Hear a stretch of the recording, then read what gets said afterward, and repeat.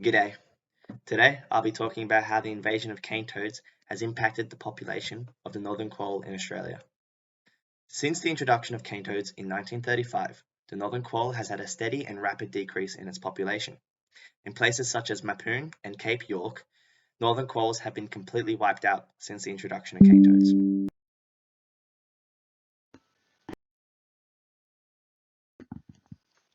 The Australian government introduced cane toads to fight a cane-eating bug. They were brought over from Central America, and since their introduction they have significantly impacted Australian wildlife, especially the northern quoll. Cane toads are poisonous throughout all stages of their lives, which has impacted Australian wildlife significantly. Cane toads can lay up to 35,000 eggs that grow into adult cane toads within 6 months. Northern quolls are small predatory mammals native to the northern tropical regions of Australia, such as Pilbara and Kakadu National Park. Since the introduction of cane toads, they have become an endangered species and in many areas have gone completely extinct. In Kakadu National Park, a group of northern quolls were reduced from 30 to 4 within 3 months of the cane toad's arrival. Cane toads were first introduced to Queensland and have spread across Australia rapidly. When they first arrived in Australia, they recorded a spreading speed of 10 kilometers per year. As of 2006, they have been seen to travel 55 kilometers per year. This is because the cane toads at the front of the pack are far larger than the cane toads in the center of the pack. Due to their exposure to more wildlife, they gain more opportunities to get food as they travel. Leading pack cane toads have larger hind legs and poison sacs. Cane toads have also been reported 300 kilometers north of Sydney. This is very worrying. When cane toads spread further, they put more animals at risk of digesting the poison that they secrete.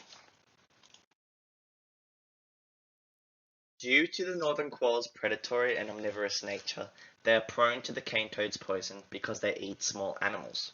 Since cane toads are invasive and spread very fast, northern quolls have not learnt to stay away from them. Northern quolls also haven't built any immunity towards the poison that cane toads secrete. Because of these factors, northern quoll's total population has decreased by 75% between 1900 and 1990. To help northern quolls, the government has set up research centres where they re-educate quolls to make sure they don't eat cane toads. They do this in hopes of deterring the quolls from eating cane toads so they can be released into the wild. They do this by feeding the quolls a dead cane toad with a drug called thiabendazole, making the northern quoll nauseous, teaching them to stay away from cane toads. There is only a little we as individuals can do to reverse the damage to the population of northern quolls.